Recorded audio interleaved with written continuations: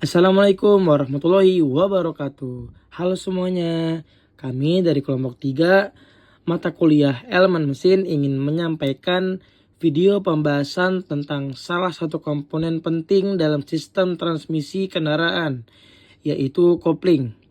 Sebelum masuk ke materi, perkenalkan terlebih dahulu anggota kelompok kami, yaitu saya sendiri, Ahmad Taufikur Rahman. Yang kedua, Wirdiandra Surya Pratama. Yang ketiga, Indra Wahyudi. Yang keempat, Muhammad Arif Budi Sidiki. Dan yang kelima, terakhir, Fairuz Zaki Abdillah. Nah, dalam video ini kami akan membahas pengertian kopling, cara kerja kopling, jenis-jenis kopling, dan komponen kopling beserta fungsinya. Pernah nggak sih kamu mikir bagaimana caranya motor atau mobil itu bisa berhenti, tapi mesinnya tetap hidup? Baru deh starter mobilnya. Apakah ada alat sakti yang bisa memutus dan menyambung tenaga mesin? Bukan dong. Jawabannya itu ada pada satu komponen penting, yaitu kopling. Walaupun bentuknya tidak terlalu besar dan sering nggak kelihatan, tapi fungsinya krusial banget dalam sistem penggerak kendaraan. Halo, Assalamualaikum. Saya Wirdiandra Surya Pratama. Di sini saya akan menjelaskan apa itu kopling. Pernah kamu perhatian nggak? Gimana mobil manual bisa diam di lampu merah, tapi mesinnya tetap nyala? Nah, itu semua berkat satu komponen penting, yaitu kopling. Kopling adalah alat yang berfungsi untuk menghubungkan atau memutus tenaga dari mesin ke sistem transmisi. Saat kamu menginjak pedal kopling, mesin tidak lagi menggerakkan roda. Jadi, mobil bisa berhenti tanpa mematikan mesin.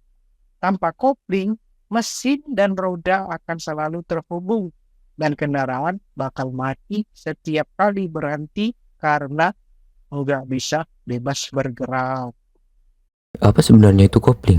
Apa fungsi fundamental dalam sebuah kendaraan dan bagaimana mekanisme kerjanya? Singkatnya, kopling adalah sebuah mekanisme vital yang dirancang untuk secara mulus mentransmisikan dan juga memutus aliran tenaga dari mesin ke sistem transmisi kendaraan Anda. Prinsip dasarnya terletak pada kemampuan untuk menghubungkan atau melepaskan koneksi ini, sebuah proses yang memungkinkan perpindahan gigi dan start-stop kendaraan dengan lancar. Perlu dipahami bahwa tutup kopling atau sering disebut rumah kopling bersama dengan roda gila atau flywheel senantiasa berputar selaras dengan putaran mesin. Namun, saat pedal kopling diinjak, tekanan yang selama ini menjaga plat kopling tetap menempel erat pada roda gila akan dilepaskan sehingga kopling menjadi terlepas atau bebas. Dalam kondisi inilah, ketika kopling diinjak atau terlepas, aliran torsi mesin tidak lagi dihantarkan menuju transmisi, namun memutuskan hubungan tenaga. Mari kita bedah lebih dalam. Komponen pertama ada roda gila, atau dinamakan flywheel, yang dibaut secara presisi ke mesin melalui poros engkol.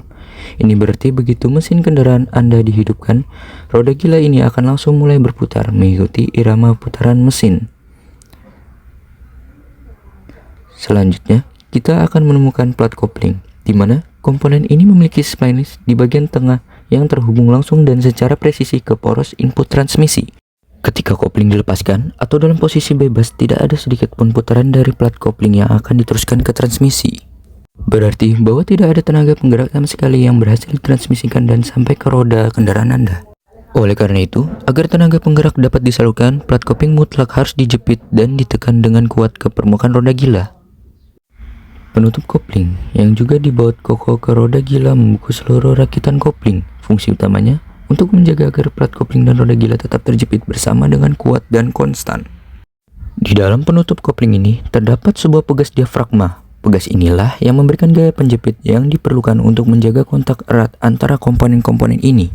Demikian, tenaga penggerak dapat mengalir lancar dari mesin, diteruskan melalui gearbox dan akhirnya mencapai roda untuk menggerakkan kendaraan Anda. Namun saat pedal kopling diinjak, pegas diafragma ini akan berubah bentuk secara signifikan, melepas semua tekanan pada plat kopling dan otomatis melepaskan kopling. Dan itulah penjelasan komprehensif mengenai dasar-dasar kerja sistem kopling pada kendaraan manual. Semoga kini Anda memiliki pemahaman yang lebih baik.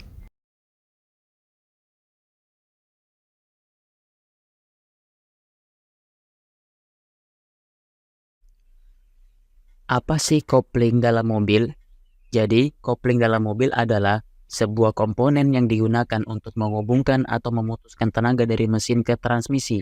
Cara kerja kopling mobil adalah, yang pertama, pedal kopling. Saat Anda menekan pedal kopling itu menggerakkan cakram kopling ke arah mesin, memisahkan mesin dari transmisi. Yang kedua, plat kopling. Di antara cakram kopling ada plat yang berputar bersama mesin. Saat pedal kopling dilepaskan, plat kopling menekan cakram kopling ke roda transmisi. Yang ketiga, transmisi. Ketika plat kopling mendorong cakram kopling ke roda transmisi, daya dari mesin ditransfer ke transmisi. Ini menunjukkan Anda untuk mengubah gigi dan menggerakkan mobil. Yang keempat, perpindahan gigi. Ketika Anda mengganti gigi, seperti dari gigi netral ke gigi pertama, Anda kembali menekan pedal kopling.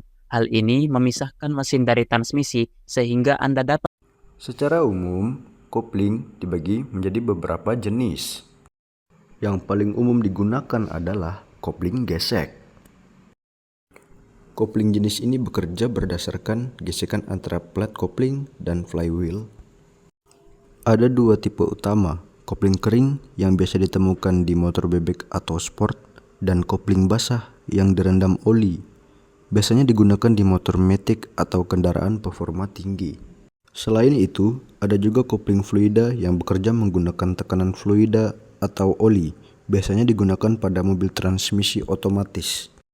Lalu, ada kopling magnetik yang menggunakan medan magnet untuk memutus dan menyambung putaran. Tapi jenis ini lebih jarang dan sering ditemukan di sistem pendingin atau industri. Jadi, sekarang kamu tahu kan bahwa kopling bukan cuma soal tuas atau pedal yang kita tekan. Di baliknya ada rangkaian mekanisme kompleks yang memungkinkan kendaraan berjalan dengan mulus, berhenti dengan halus, dan berpindah gigi tanpa menghentikan mesin. Baik, sekian video animasi dari kelompok kami. Assalamualaikum warahmatullahi wabarakatuh.